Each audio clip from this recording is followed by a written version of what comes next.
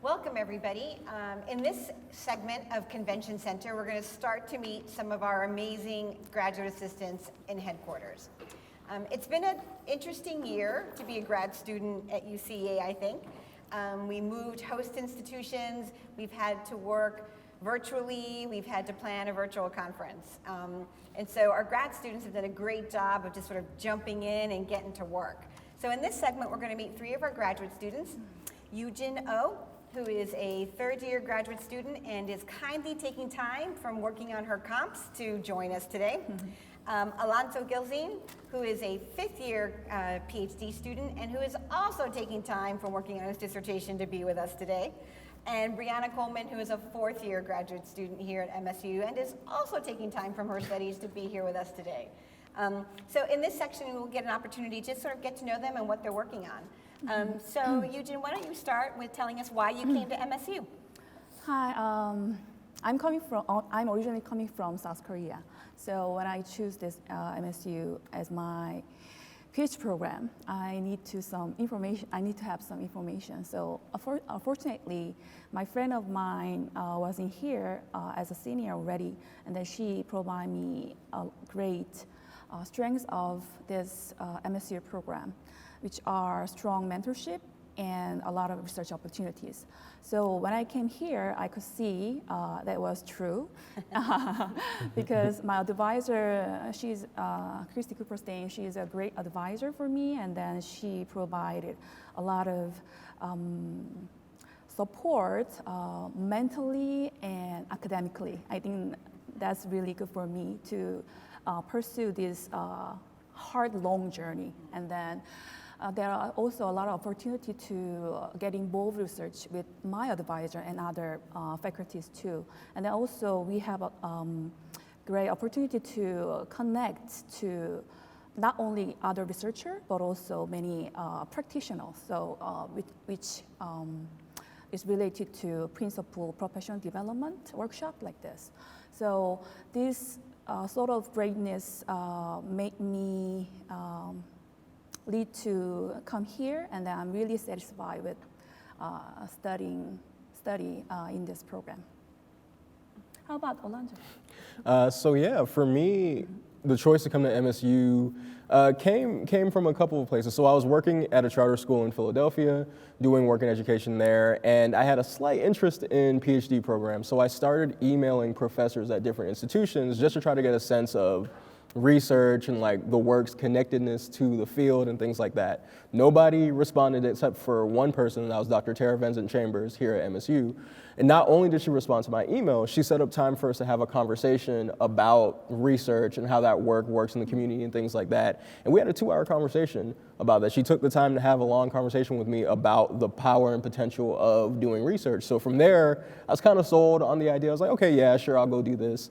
But then when I got into MSU, got here, I did see that there was a strong record of like mentorship and support from students and from faculty here, and that really made me feel comfortable being in the space and doing this work, because there was also a lot of opportunities, like Gilzene was saying, to connect to practitioners. There's a lot of opportunities to connect to like surrounding communities and just do, for me, what was meaningful work. So that kind of like drew me to MSU.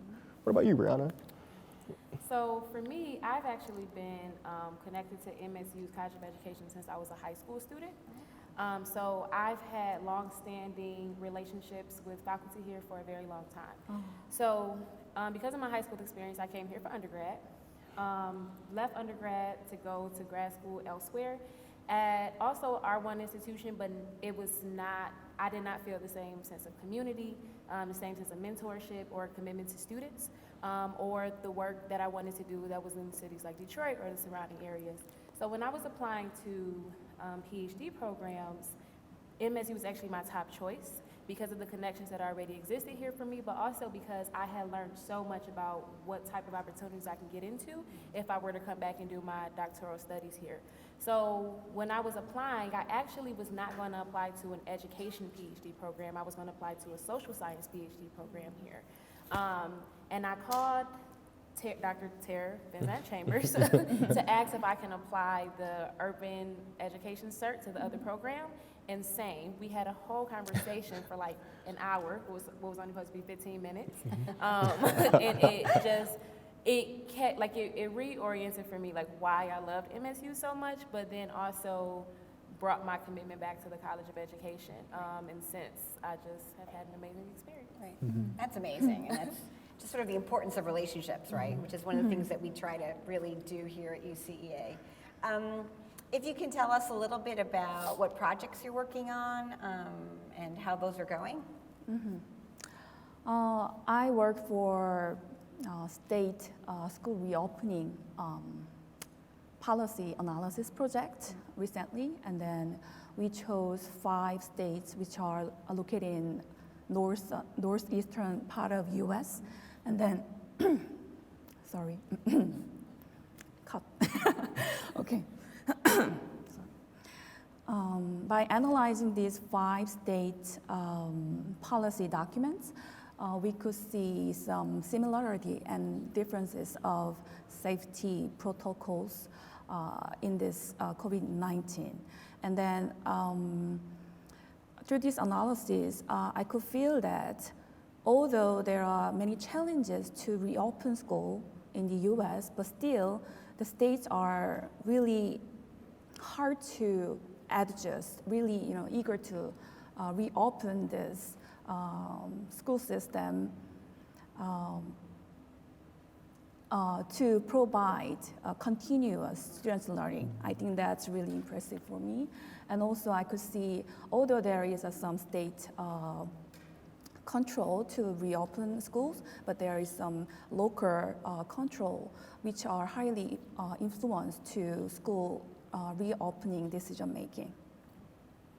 And then, Alounso, I know you're working on that project too, but could you talk a little bit about your other UCEA projects?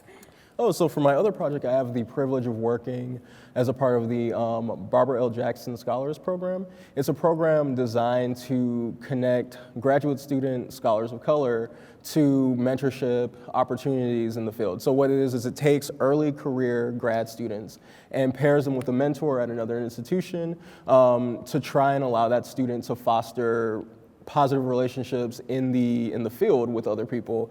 And it opens the gateway for many things, whether it be publications, whether it be a different perspective on like your dissertation, things like that. And it's been important work for me because I was a Jackson Scholar. I think all of us either were or are currently Jackson Scholars.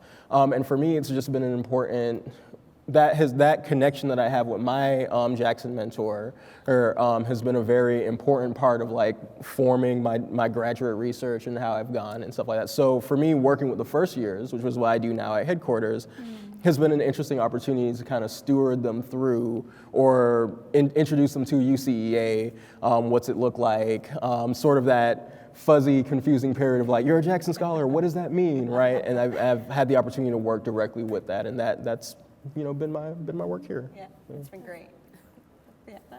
Yeah, so I am also working with Jackson Scholars second years, but in addition to doing that, I am working on a project very similar to Eugene, but we're looking at the district reopening plans concerning the COVID-19 pandemic. So we're looking at districts in Michigan, and we're looking at them large, small, and mid-sized districts, and also by level of urbanicity. I am looking at urban districts specifically, and what we're doing is we're using the Michigan roadmap of required and recommended strategies for reopening, and we're seeing how districts are responding or implementing those changes. But we're looking at them in the context of larger factors, so one, political orientation, also race, class, school size, or district size, the amount of students in the district. And we are trying to put together just to kind of understand the picture, the big picture of what districts are doing and what's influencing the decisions that these districts are making when they were creating their reopening plans after the pandemic. during the pandemic. And those briefs will be out soon, so you'll find out what you'll see what they found. And the other thing I also wanted to point out, Eugene was also instrumental in sort of creating some of the infrastructure for convention by setting up drop boxes for all the asynchronous sessions and things like that. So she didn't talk about that, but I want to make a plug for her. So, I mean, sort of last question, I guess, what it's been like to work with headquarters in the midst of all of this, you know, unusual activity this year. Sure, I guess I'll start. So I think that it's been interesting learning experience for me. So you may not know, I think Alounso knows, I suck at conferences. When we go, they're so big, I'm like, I have no idea where I'm supposed to be.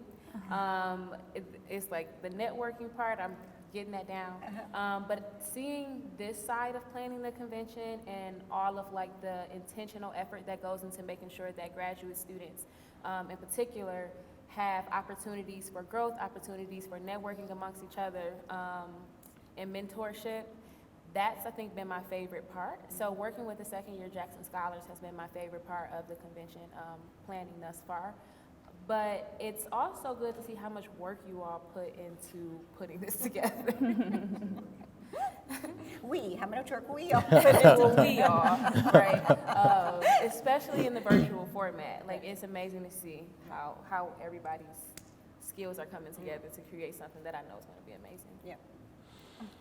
I feel like I would echo those sentiments. I'm also typically a lost person at conferences, so it's kind of, I rely a lot on Briana, so it's kind of blind leading the blind, because we're conference buddies. But for me, it's that same sort of sentiment of seeing what's behind the curtain at convention has been really interesting, and being a part of that work. I think the pandemic has provided a challenge in everything's online, right? It's Zoom meetings, it's setting up different systems, and I feel like the work has been very educational for me because I've learned a lot of different, whether it be webinar systems, like setting up mass drop boxes, just constant contact, a bunch of different systems that I think are going to be really important for me moving forward. And seeing how the work is done here has been really important and has been really educational for me, especially during these times. And I think one of the things that I've been most pushed on here and most like learning through this experience is adaptability,